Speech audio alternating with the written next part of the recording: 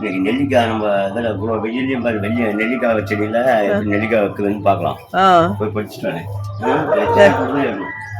நெல்லிக்காய் வெய்ய காலத்தில் கூட சூப்பராக இருக்குது.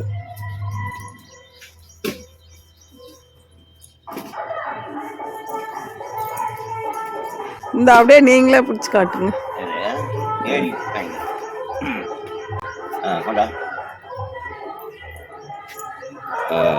ஓகே,